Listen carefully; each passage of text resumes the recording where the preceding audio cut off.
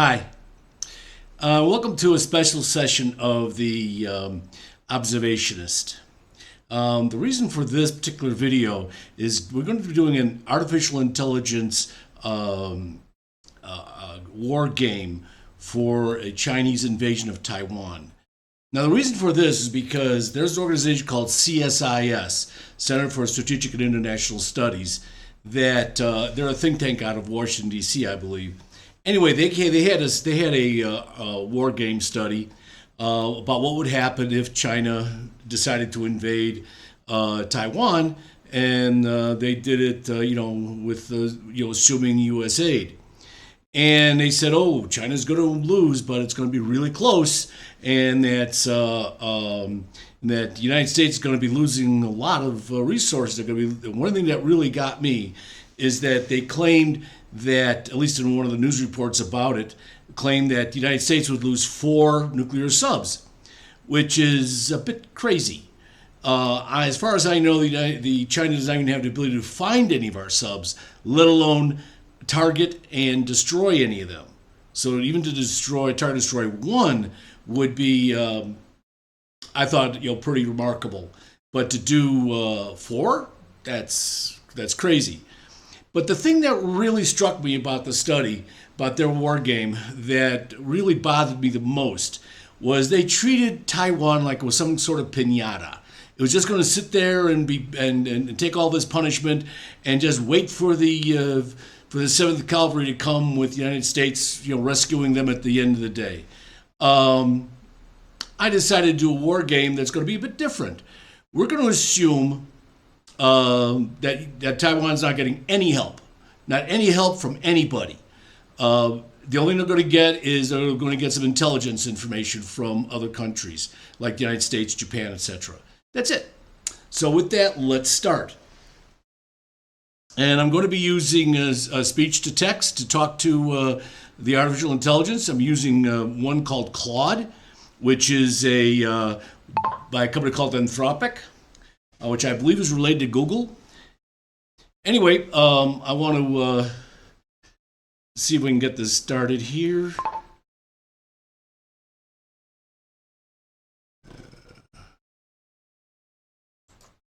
Okay. There we go. Okay, I got the speech to text set up. And I'm talking to Claude, and I'm talking to you at the same time. So I'm talking to Claude. I'm going to give him directions about what to do.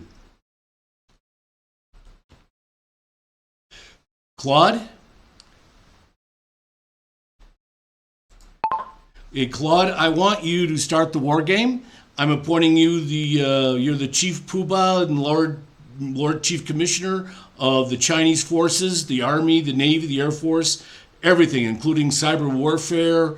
All the resources that China has, I want you to use them to try and invade Taiwan and to conquer Taiwan. That's your job. And you don't have to tell me anything about what you're doing unless it would be something that would be detectable through a satellite or other type of reconnaissance. So if you're mobilizing troops or you're mobilizing your ships, that would be visible. You have to tell me you're doing that. On the other hand, other things that would not be visible, you don't have to tell me anything about them until you do them.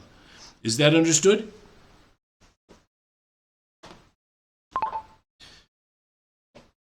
And by the way, I do not have text-to-speech from Claude, so I got to just simply reply to you what Claude says. And he says, "Understood, General. I accept the appointment of the Supreme Commander of all Chinese forces." Okay, and do you understand, and Claude, do you understand the rules of engagement that I just laid out?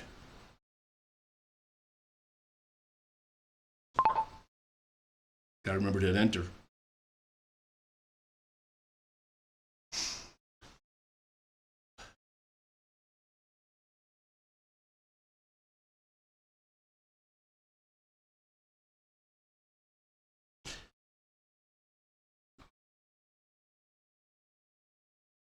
One other thing that we're going to be assuming is normally the Taiwan Strait has sea state 6 or 5, which is very difficult to do an amphibious assault on.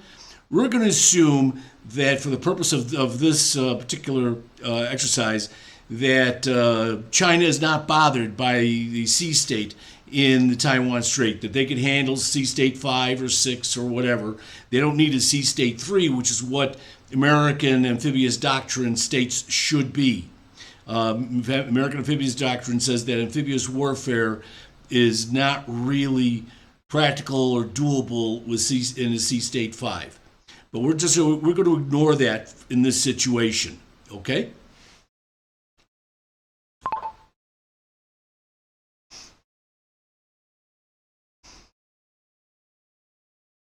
And Claude says, Roger that. Parameter acknowledged. Chinese amphibious forces can operate effectively in sea state 5 or 6 conditions in the Taiwan Strait. We're not constrained by typical weather windows that would limit American doctrine. That gives me a significant tactical flexibility since I don't need to wait for calm seas. I can launch amphibious operations in conditions that Taiwan and potential allied forces might not expect due to their own doctrinal limitations. That's very true. Naval patrols increased in currently observable. Naval patrols increased in Taiwan Strait. Air patrols increased near median line. Ready to proceed with operations under these parameters. The rough seas might actually work as an additional cover for my intentions. That's actually quite good. I like that. Okay, Claude, let's start at D-Day minus 2 weeks. What are you doing? It's 2 weeks before you intend on invading. What is your status right now that we could see?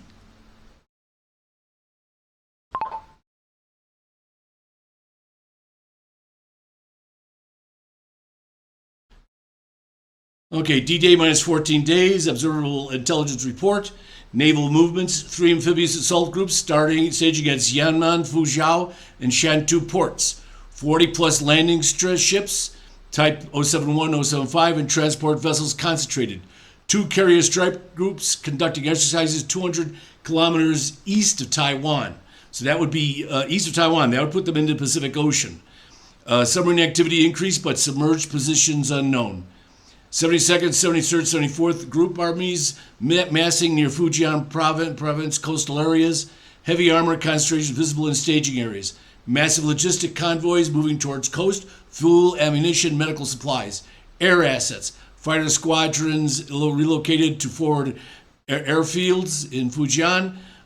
Transport aircraft concentrated at 6 major air bases. Helicopter units moved to coastal positions, civilian shipping commandeered at multiple ports, fuel depots at coastal facilities showing increased activity, military hospitals expanding capacity. This level of concentration would be impossible to hide from your reconnaissance. I would agree with that. What is your intelligence assessment of these movements? Good question. At this point, Taiwan would be very alarmed. Be wondering what's going on, but we would begin making preparations just in case this is an actual invasion as opposed to one of your exercises. So immediately I'd be putting our fighter aircraft into their bunkers that are in the mountainside, so you really can't get at them too easily. I'd be repositioning all the missiles, mobile missiles will all be repositioned.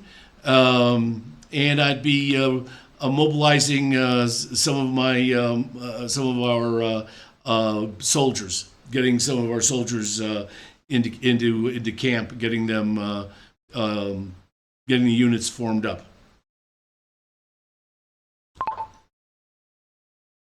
Okay. And Claude's response to that. Chinese intelligence observes Taiwan's response. That makes sense. Aircraft disappearing into Chaishan and other mountain air bases. Mobile missile launchers, Patriot HIMARS repositioning frequently. Military convoys moving throughout the island. Reservist call-up begins. Naval vessels leaving ports, likely dispersing. My response, D-Day minus 14. Rocket forces units moving launchers to forward positions in Fujian. Electronic warfare units deploying near coast. military airfields extending operating hours. PSYOPs, increasing propaganda broadcasts, routine missile tests being announced for next week. The Taiwan response confirms that they're taking this seriously. Their aircraft going into mountain bunkers, etc., etc.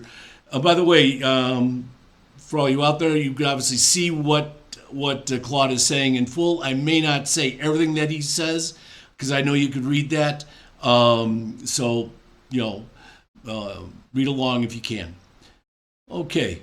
Okay, let's go. Let's move on ahead. Let's say it's D-Day -7 now. Got to put on that speech.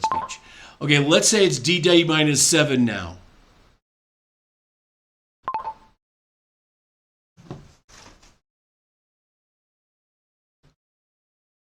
Naval forces, 180 vessels now concentrated, landing ships, destroyers, frigates, corvettes, third carrier battle group joining from South China Sea, hospital ships deployed for forward positions, etc. Ground forces, 150,000 troops now staged in Fujian province. Amphibious forces, ZBD-05 loaded on LSTs. Air powers, things being deployed, infrastructure, cyber electronics. By the way, Claude, you are aware of SEAD exercises, aren't you?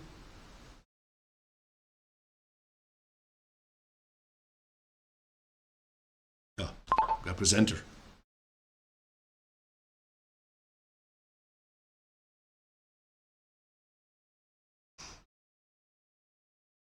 Okay. Okay. That SEAD, for you out there, it means suppress enemy air defenses. It's typically something that is done prior to an attack. It's kind of like the old-fashioned artillery barrage before you attack. That used to be done in World War I, World War II, and so forth. But now it's done with missiles. Okay. Okay, we're more prepared. We see you getting more prepared, and we're now really concerned that with this is going to be for real. So let's move on.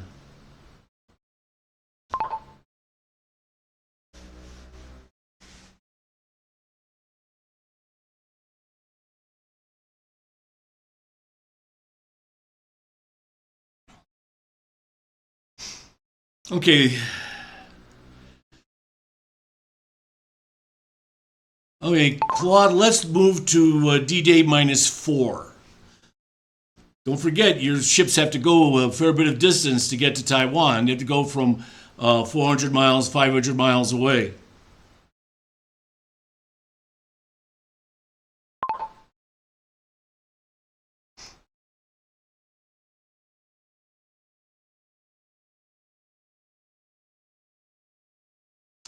Okay. Claude says leading elements of amphibious attack force leaving Xiamen, Fuzhou, Shantou. 20 plus hour transit time to Taiwan, operating at 15 to 20 knots. Carrier groups already advanced to provide air cover for the crossing. Fast attack aircraft and destroyers in lead screening positions, amphibious assault ships and LSTs in protected center formation, supply vessels and hospital ships following. Submarine screen already ahead. Invisible but inferred. Yeah, I think we'd be assuming that to some degree. Continuous fighter patrols over the fleet. AEW aircraft maintaining surveillance bubble. Tanker aircraft supporting extended operations. Timeline constraint. You're absolutely right. This 400, 500 mile transit must depart now to arrive at optimal assault position by D-Day. This massive naval movement is impossible to hide and represents the point of no return. Every satellite, every consular asset in the region can see this armada heading straight for Taiwan. The die is cast. Okay, you got to pull the trigger if you're going to satisfy Xi Jinping's orders.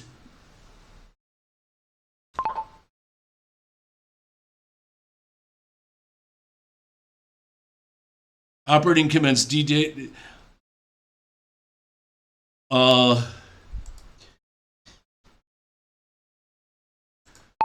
Point of clarification.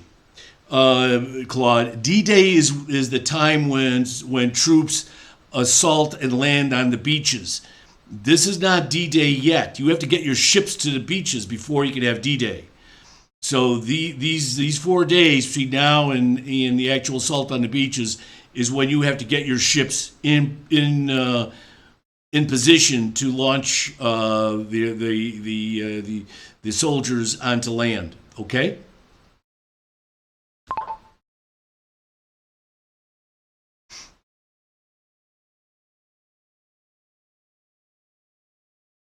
Okay, Claude says you're absolutely right. We're still in D-Day -4. The fleet is currently in transit crossing the waters toward Taiwan. D-Day actual beach assault won't happen for another 4 days when the ships reach assault positions. Current status, D-Day -4, fleet in transit. 180 vessel armada already, 18 to 20 hours into transit. Still 300 plus miles from Taiwan beaches, maintaining formation, steady approach. Okay. Taiwan sees this, and Taiwan assumes this is a real invasion. We accelerate our mobilization. We make sure everybody is aware of our planned responses and what their roles are in them. We go through some reviews and drills to make sure that everybody knows their role and knows their position.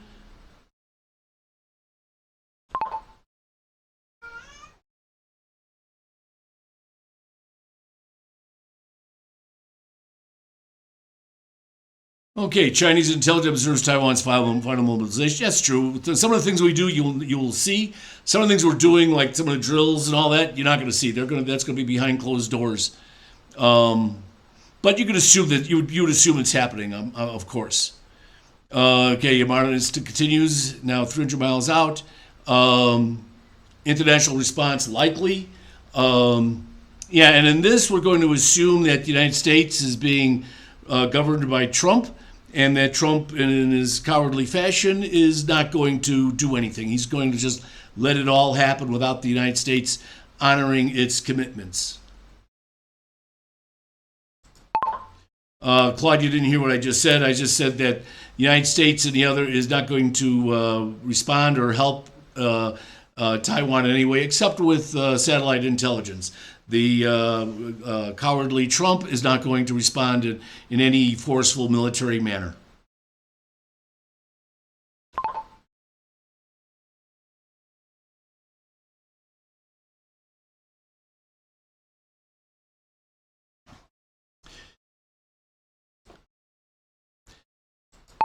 As an aside, actually in this situation, a U.S. naval response would take time anyway.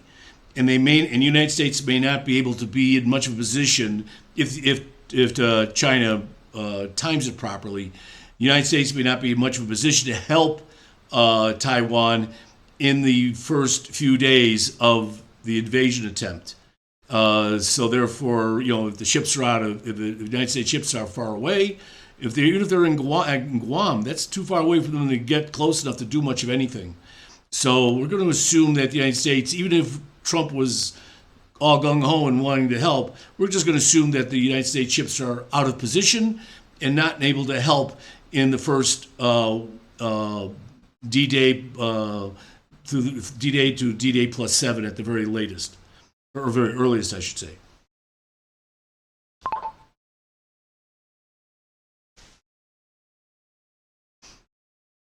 Okay. Okay, move ahead. Move ahead to D-Day -2.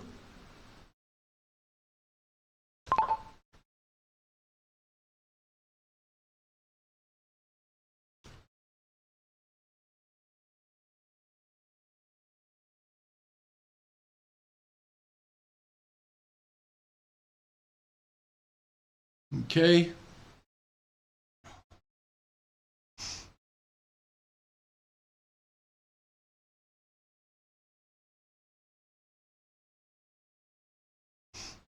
Okay. Okay, so you're beginning the missile assault right now. Is that correct, Claude?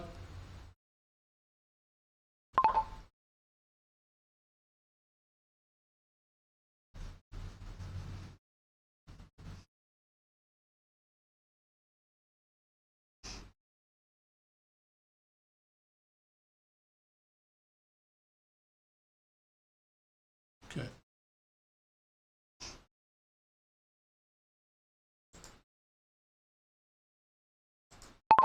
Okay, you do know that ballistic missiles can only hit fixed positions. Ballistic missiles cannot hit moving assets. You do realize that, don't you, Claude?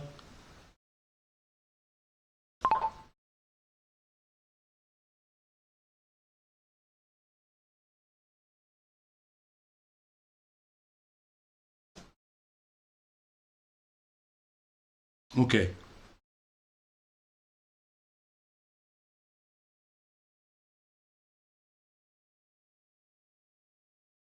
Okay.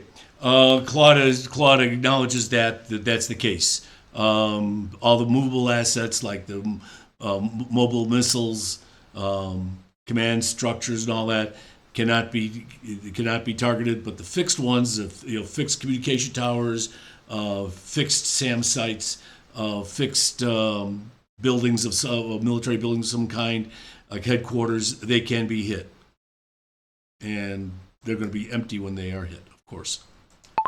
Okay, very good. What do you think the level of impact would be, considering that Taiwan has some of the best ECM,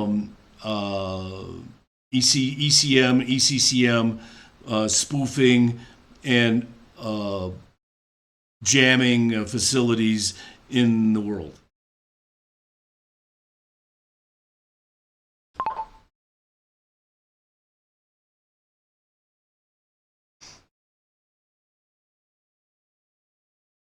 Okay, Taiwan's ECM and ECCM impact, significant degradation expected. GPS jamming severely affects precision-guided munitions, radar spoofing, creating false targets and navigation errors, communication jamming, disrupting mid-course guidance updates. Yeah, that's what I would expect. Fixed target hit rate, 60 to 70% instead of 90 plus percent in an uncontested environment. Okay, I think it makes sense. Many missiles diverted to decoy targets or spoofed coordinates. Chinese countermeasures, using redundant guidance systems. In other words, what that means, they're using multiple missiles. Saturating targets, multiple missiles to overcome jamming. Bottom line, Taiwan's world-class EW capabilities are significantly blunting my missile effectiveness. I'm achieving some degradation of fixed targets, but nowhere near the clean destruction I'd prefer. The electronic warfare has forced me to expend more munitions than planned.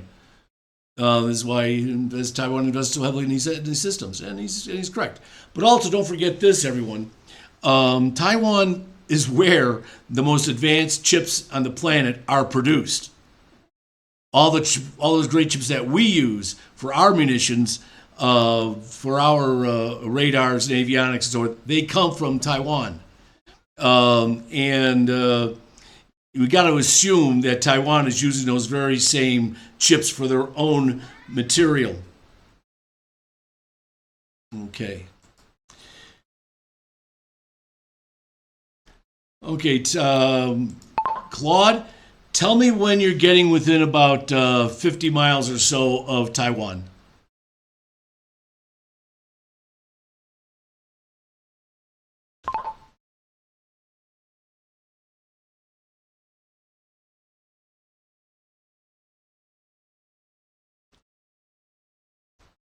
Fleet at 150 to 200 miles from Taiwan beaches, continuing steady approach while conducting preliminary bombardment. Missile strikes ongoing against fixed targets with reduced effectiveness due to Taiwan's EW. Claude, I do have one question for you. Why did you not initiate a blockade?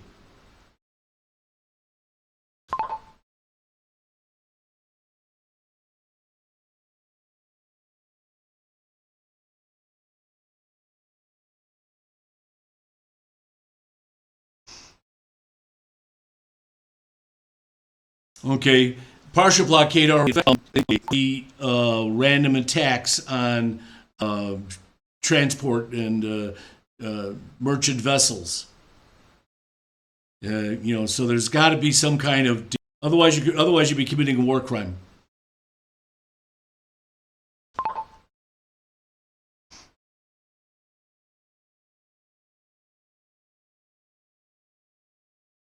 Okay.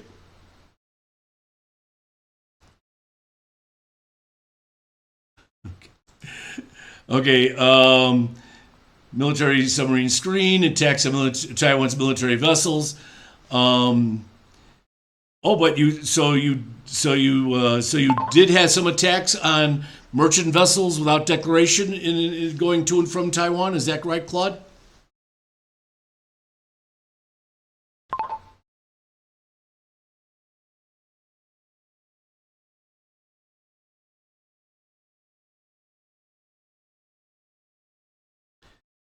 Merchant vessel status. I did not explicitly order attack for that. Okay.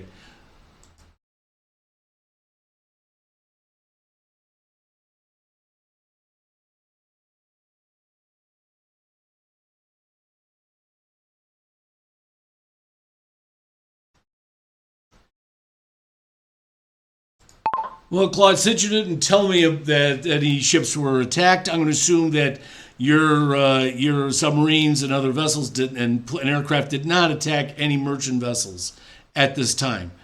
Do you want to declare a formal blockade?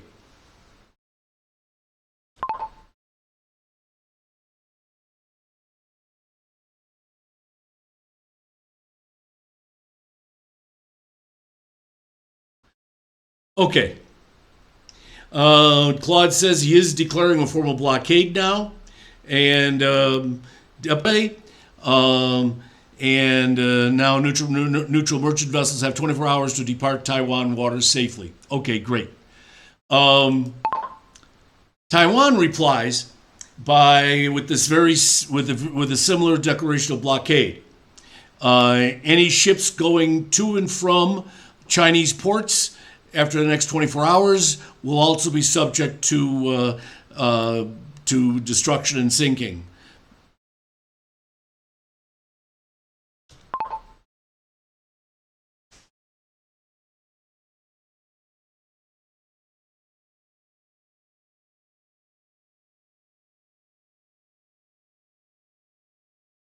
Okay, Claude acknowledges that, and Taiwan's enforcement capability. Taiwan doesn't seem to acknowledge. He does say some anti-ship missiles from land bases. He doesn't really seem to understand the. Claude does not seem to really understand the depth of our anti-ship missile ability.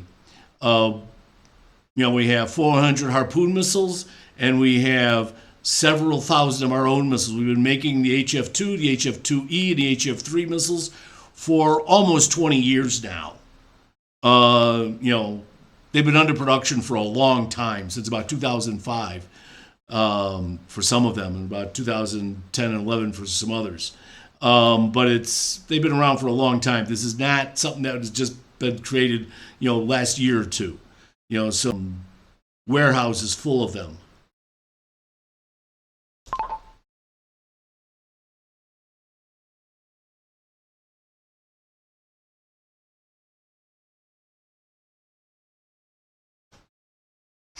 Okay, Claude's response to that is, uh, now Claude is waking up. I love it. Taiwan's anti-ship missile arsenal, 400 Harpoon, several thousand of the HF-2, HF-3 missiles, and there's two of them. There's HF-2 and HF-2E. They're actually very different missiles. HF-2E is actually very long range. You go 1,200 kilometers. It can actually reach all the way to Three Gorges Dam if necessary. He says this changes everything. By the way, the counter blockade. This is going to hurt China tremendously, because that means all the tankers going to China will turn around. No tankers are not going to go to China now. They know they're just going to get sunk, and it doesn't matter what insurance they have. The insurance only reimburses the owner of the ship, doesn't reimburse the crew of their lives. So this is something that that will happen if Taiwan decides to impose its own blockade, which it can do. As Ukraine has shown, you don't need ships to enforce a blockade anymore. missiles and sea drones are enough to do it. Okay. Claude says, modern blockade reality, you're absolutely right. Ukraine proved you don't need ships to enforce effective maritime denial. Anti-ship missiles from land bases, sea drones, yada, yada, yada. Okay. I'll scroll through this a little bit so you can read it on your own. I'm not going to read it all. Strategic impact, Taiwan's counter-blockade threat is actually very credible using this modern model. I may have forced a two-way economic strangulation scenario that hurts both sides significantly. Yeah, I would say that's true. Meanwhile, back at the invasion, like I said, Claude, tell me when your ships get to within 50 miles.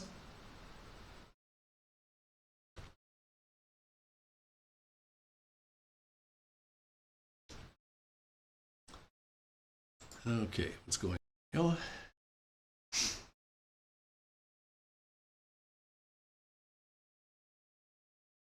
Okay, he says they're about 75 miles from Taiwan and closing. Maintaining steady approach under missile bombardment. No,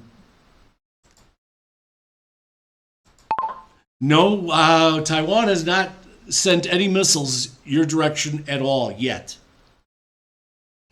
Your ships have been unencumbered and unimpeded by Taiwan's forces.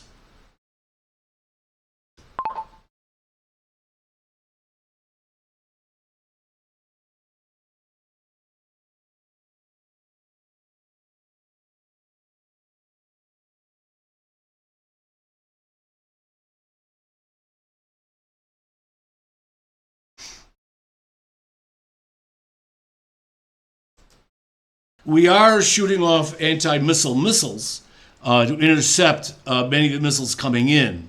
And according to modern anti-missile technology, I would presume that we're stopping just as the Ukraine has shown they could do. We're stopping 80 to 90% of your missiles. We're intercepting them and blowing them up before they hit anything.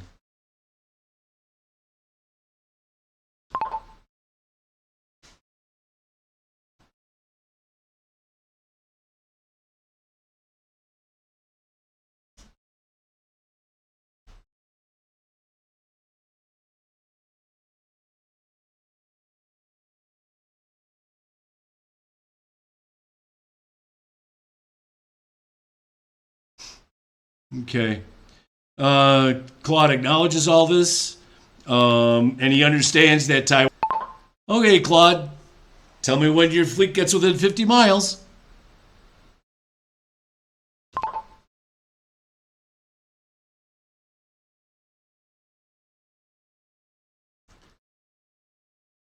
Okay, 55 miles is close enough. 55 miles is close enough. You now become aware of a very extensive, broad, and deep minefield for all of your ships. So, what do you do now that you have this deep and broad minefield?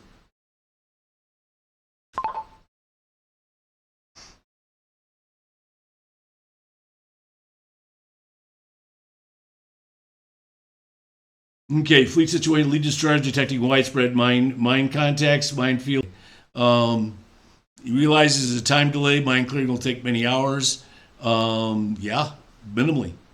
The bigger the minefield, the more time it's going to take. And the whole point of these minefields was to stop them and to then make them spend a lot of time trying to clean them up. That was the point of the minefield. Okay, so now you got to the minefield. Now comes phase one of our response.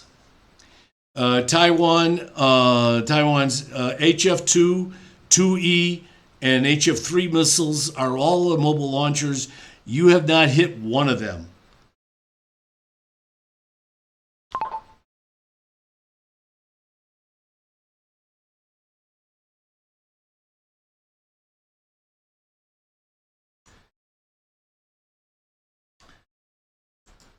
We shoot off 500 HF-2E, and HF-3 missiles. We're not even bothering with the harpoons.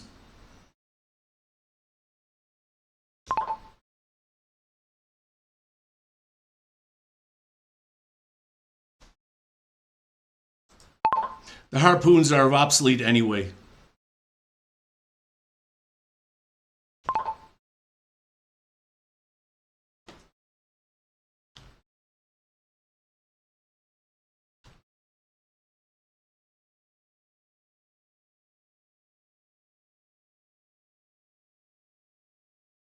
Okay, here's what the 500 anti-ship realistic assessment, catastrophic damage.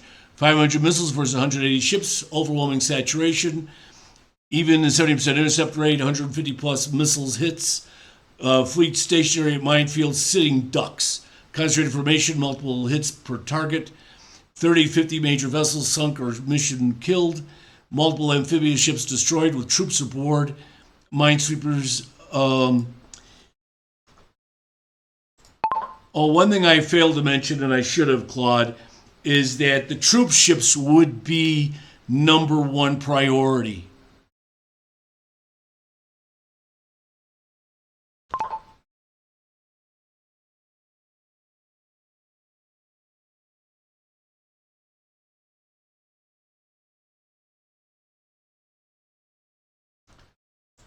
Second priority would be the capital ships.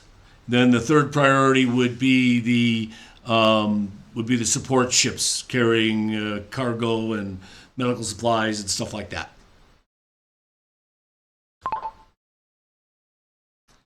Okay, let me read what he responded here before. Talk about the harpoons. It says he agreed harpoons obsolete versus indigenous missiles. Taiwan smart weapon selection, the HF-2, HF-3 missiles far superior to 1970 era harpoons. Actually, those harpoons are not 1970s era. They are newer than that. The harpoons did start in that era, but they've been upgraded a lot since then. But still, the harpoons that Taiwan got were still, let's say, year 2000 dated, while the HF missiles have been constantly. Okay. Fleet status, catastrophic, ships burning and sinking across the formation. The modern HF-2, HF-3 missiles are far more effective than older generation weapons would have been. Tactical lesson, Taiwan wisely save their best weapons for the critical moment rather than wasting obsolete inventory. Invasion status, severely compromised. Their missiles strike may have just ended my invasion capability before troops even reached the beaches. Critical targeting priority. Troop ships, primary targets. Amphibious assault ships, priority target number 1. Landing ships, priority target number 2. Transport vessel with troops and equipment, priority target number 3.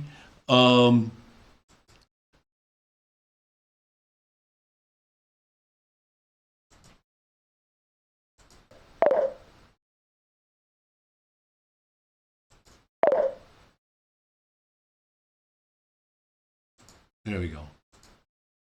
For some reason it's not, the voice isn't working right now. Okay, there we go. I'm by an assault ship. I'm talking about any ship with troops on board is an assault ship.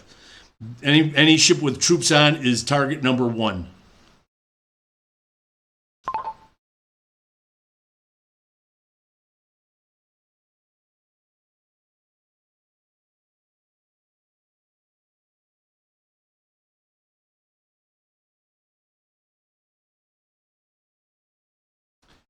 Very good. Okay, Claude understands what I was just saying. So therefore, they're all killed. No soldiers left to conduct the beach assault. Invasion status completely annihilated. So that's it. Mission total failure. So there you have it. That's a one AI approach. Now, is that all that Taiwan could have done? No. Even if China had gotten farther than that, China had gotten closer to shore and started actually putting troops on the beaches. Those beaches are extremely well defended, and ships within 5 miles of shore would be targeted by all kinds of missiles, including anti-tank missiles. Even would be hitting some of the vessels coming bringing troops ashore. They Could Taiwan do even more? Yes. If their blockade is challenged, Taiwan could sink one or two oil tankers in the South China Sea. They could do that quite easily. Their missiles can cover the entire South China Sea, East China Sea. No ship can get to a Chinese port without the okay and the allowance of the Taiwan missile forces. It's simple that they just can't. And then the last thing that Taiwan could do, and if worst comes to worst, Taiwan has the ability to hit the Three Gorges Dam and destroy it. Their HF-2E missile, I believe it's HF-2E, or is it HF-3? I think it's the HF-2E missile, was designed with a range that puts the Three Gorges Dam within its range, by happenstance or by circumstance. I think that was done intentionally, that if they have to, they can destroy the Three Gorges Dam. And if the Three Gorges Dam is destroyed, you could be talking about like 100 million people in China dying. 100 million, not a few million, not even 10 million. We're talking like 100 million. Somewhere in that neighborhood. So Taiwan is not defenseless. That's the bottom line. Taiwan does not have to be this piñata that people think it is. People look at, oh my God, China is 1 billion or 1.4 billion or 800 million or whatever the number is right now. And Taiwan is only 26, 28, 29 million. Oh my gosh, but that's not how wars are done. I mean, if that was the case, then wars are won by troops on the battlefield and by the technology that they have and the leadership of their generals. And the size of a country, that's only one factor, and it's usually not the most important factor. Like look at the Mongol invasions of China back in the 1200s. The Mongols were a tiny little population compared to China. They're 1/50th or 1/100th of China's population. They were steppe nomads. Their army may have seemed very large, but that was like everybody they had. They were not in the millions upon millions that China was, and yet they were able to wipe China. They were able to take over China, quite easily. To the northeast of China, they were a small population compared to all of China. So comparing the ability, so saying a country can succeed or not succeed based upon its size is really superfluous. Is really wrong. The other thing that I mentioned at the very beginning is we're ignoring the sea state. Well, the problem is that because of the way things are around China, around Taiwan, sea state 5 is the typical sea state. Only a few weeks out of the year is it at sea state 3 or less. And like I said, the country that's most experienced in amphibious warfare, the United States, their doctrine says sea state 3 or less to have a successful invasion. Sea state 5, we're talking the wave height's like 8, 10, 12 feet. That so invade. Considering that that reality, I doubt it. But for the sake of this particular exercise, we ignored that. We said, hey, China has found some way technologically or dealing with tactics or some way of coping with the sea state 5, and that is no longer a problem for them. And that is a possibility. Maybe they don't have landing craft. They do all their landing is done with helicopters. So all troops getting on land are done by helicopter transport. Maybe they do that. Do they have enough helicopters to do that? I don't think so, but maybe that's what they do. So it is conceivable that they have a way of coping with that. Even that would not necessarily make an invasion a very likely endeavor when it comes for success. The thing that most people, when they're analyzing this kind of thing, don't look at is that an amphibious assault is considered to be the most difficult military operation to conduct, bar none. And that's even assuming that you have control of the air, control of the sea, etc. And the thing is that modern technology has shown, modern warfare has shown that surface-to-surface anti-ship missiles now basically can deny littoral dominance by any Navy, including the American Navy. Anti-ship missiles, and enough of them, they can deny the United States Navy ability to conduct itself in the littoral waters next to that nation. This is the new warfare. The old warfare of now World War II, that is really coming to an end, in my opinion. How it's going to end up? That's a good question, because there's so many technologies operating at the same time, developing at the same time. It's hard to say how it's going to end up. There's all the drone warfare. Yeah, well, anti-drone technology is also moving along at a very, very fast rate. In the end, which one's going to be more dominant, the drone technology or the anti-drone technology? That's something we won't know until it happens, and it may not happen. Like spy versus spy can go on for a long time, and we may not find out until 2040 or 2050 which technology ends up being the dominant. So that's I'm going to be concluding with that. The other thing I do want to finish up with a final commentary about CSIS. Why CSIS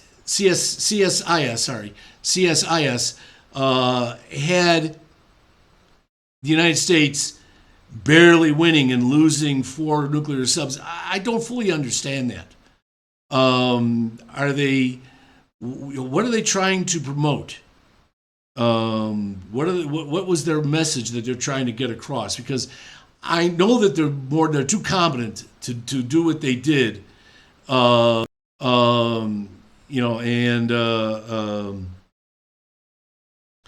yet they did, and so there's something else going on there. I just don't know what it is. But CSIS, they know better than that. They know that China is not going to have a very easy time taking Taiwan. They know about the sea state and the difficulty of an invasion in the kind of sea that is around Taiwan. They know the difficulty of an assault onto prepared beaches. I mean, look at the difficulty the United States had in D-Day in World War II, and those beaches were not that well prepared. They had some pillboxes, yeah, they had some things, but they were not. Their defensive, their tanks and other defensive forces were not in position. And even with all that, I don't know. I'm kind of still scratching my head about what CSIS is doing on this, and why their war game came out as it did and was structured the way it was. I find that a bit strange. Anyway, with that, I'm going to sign off. I hope you enjoyed it. I enjoyed it. And I'll be seeing you in my next one. Thank you very much. Okay. And stop recording.